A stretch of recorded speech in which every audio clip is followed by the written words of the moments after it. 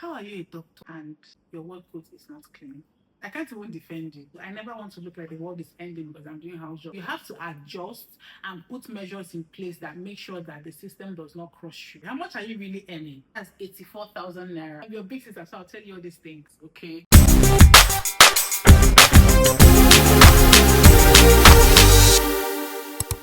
Hello people, welcome back to the channel. I am so excited to be back on here doing some of the very things I love, talking and filming. If you missed me, tell me in the comments that you missed me because I missed you too. Anyway, today's video is for final year medical students or freshly inducted medical doctors who are waiting for their house job placement.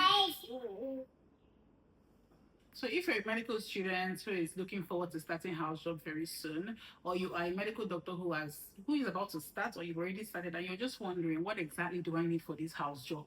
House job, house job, house job. What do I need? What should I buy? What should I not buy? Then this video is for you because nobody really prepares you for the moment when you are expected to just show up and start working like a doctor.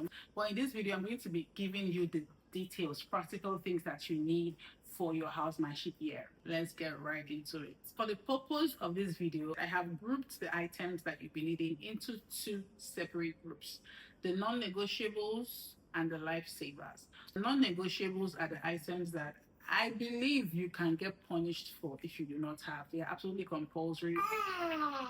My baby agrees. They are compulsory. You cannot negotiate your way through it. They are non-negotiables. You must have them. And then the lifesavers. Nobody is really going to punish you or anything if you don't have them, but they're going to make your life a lot easier. I have a list on my phone. So if you see me looking down, I'm referring to my list so I don't give you virus. The very first item on my list of non-negotiables is a ward coat. I mean, you're a medical doctor. You cannot not have a ward coat.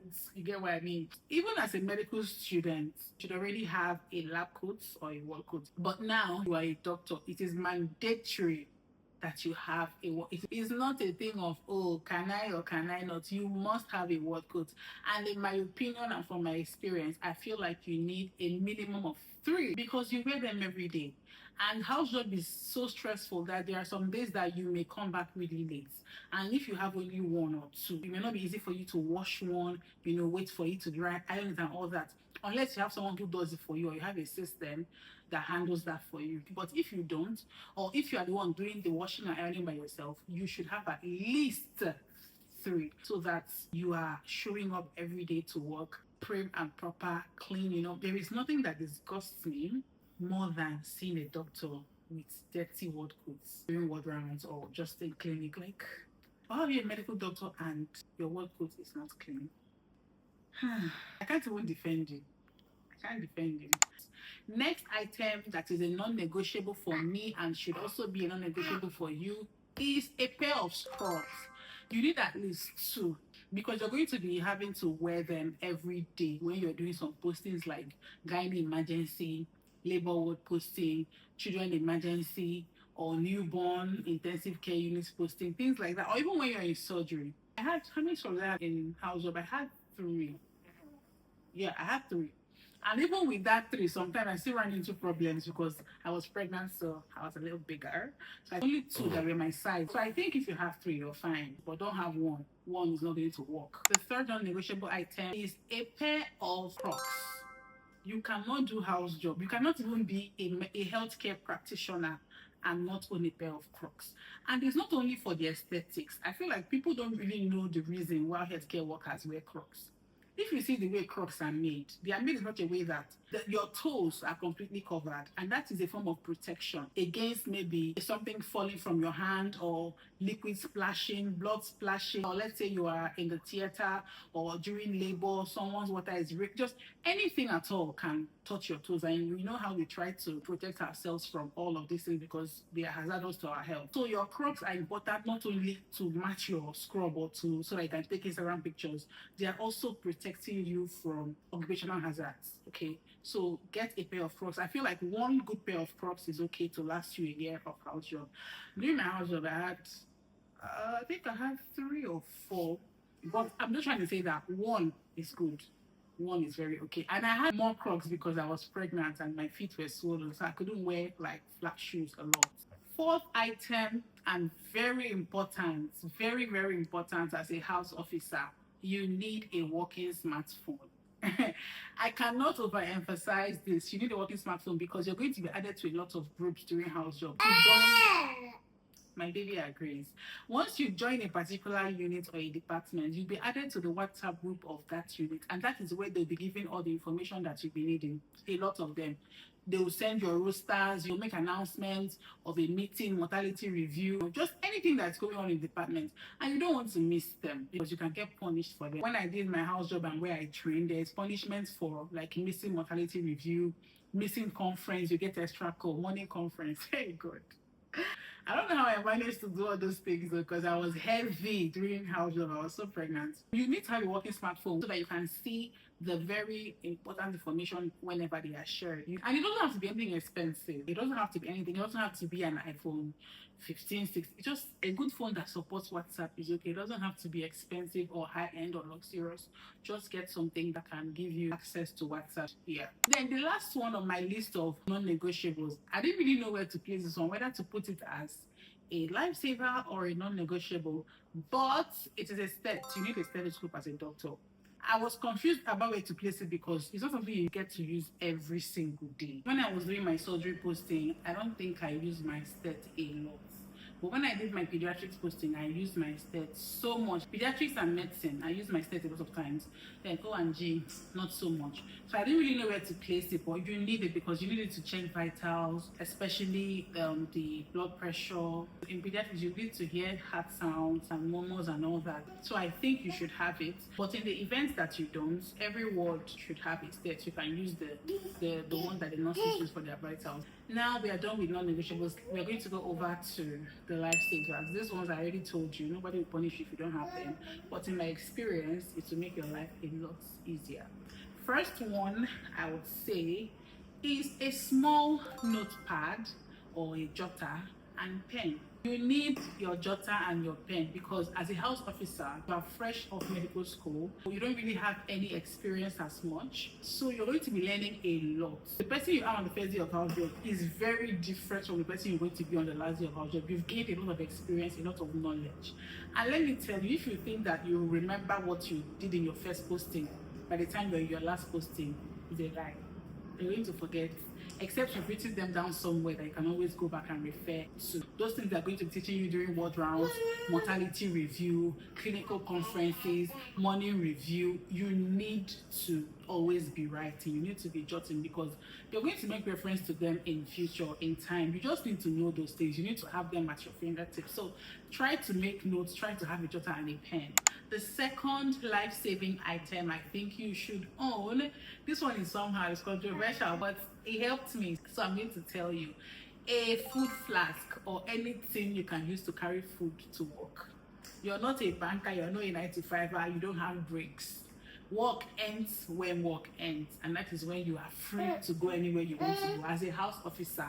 A lot of people will be like tissue, but I don't really like that tissuing behavior. I don't know why, it just feels irresponsible to me. I understand that the system is built in such a way that your welfare is not really prioritized. As a medical doctor in Nigeria, you're expected to work and work and work, so you have to adjust and put measures in place that make sure that the system does not crush you or you don't crumble under the pressure that is put on you as a medical doctor, as a house officer.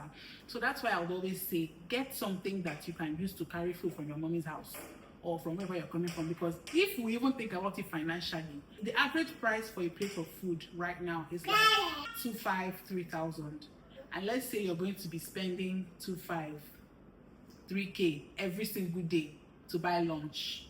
Multiply 3,000 by 28 days. Let me just do it for you. That's 84,000 naira. How much are you really earning that you want to spend 84K on food? You can actually use this money, go to the market, buy food stuff, cook it, put in your fridge or your freezer, and now eat as you go. And this is even the minimum because you will not eat only once a day. This 3K is just for one plate of food. You may eat 2 or 3 times.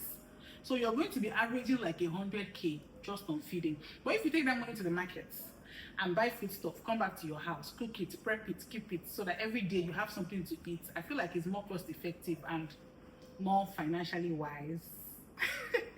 I'm your big sister, so I'll tell you all these things, okay? But then it was easier for me because I'm married and I always make food for my family every morning. So it's just easier for me to take food from my pot, put in my plate or my flask, and put in my car, drive to work. But if that's not your situation, if you're not coming from a place where there is always food every day, maybe try to cook if you can. But if you can't, you can just, I don't know, buy food. But I'm just trying to say that this one, I know that it really helped me to save and to just not spend a lot. Third, just like the food flask is a water can or anything to put water. I drink water a lot, so I always like to have my water on me. I don't like the idea of going to buy 1 liter of pure water whenever you're thirsty, or buy a bottle and then to finish it, buy another one. Just take water from you already have water in your house. Just take it from your house, put it in a can, your Stanley cup, your whatever, put it there, carry it to work so I can be sipping through the day and just not be dehydrated. Now, fourth and very important for me are medical apps. For a medical doctor who is just starting their practice as a house officer, you need medical apps like Medscape and MDEX.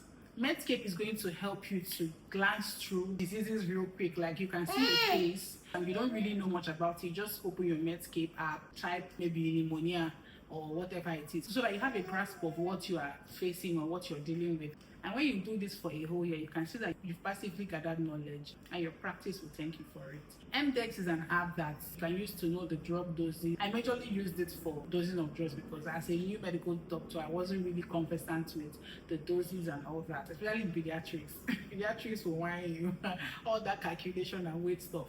Second to last item that you need, hand sanitizer. I cannot not talk about this. This is more like a precautionary item because you're going to be touching a lot of patients so that you don't contact anything. Always try to have a hand sanitizer that you can always put on and use. I need to round up this video because my baby is not letting me focus. So the last item, this one is for my girlies who take skincare very seriously. You need to have sunscreen. Yes, nobody will beat you if you don't have sunscreen, but for me, I never want to look like the world is ending because I'm doing house job. So I always try to find time to take care of my skin because you're going to be doing a lot of walking, going to the lab, doing this, doing that, walking on that hot sun. So I always have my sunscreen so I can reapply and apply and apply and apply as needed to keep my skin flawless and glowing. That's the last item on my list of house job essentials. If you've done house job and you think there's something I missed out on, please write in the comments. Or if you're about to start and you found this video valuable, also tell me in the comments. I would like to read your comments and know what you think about everything I have shared. Thank you so much, and subscribe to this channel if you have not. Like this video if you really like it, and share to your final year friends, to new doctors who are just about starting. Congratulations on getting into this profession. I wish you all the best, and I'll see you in my next video. Bye.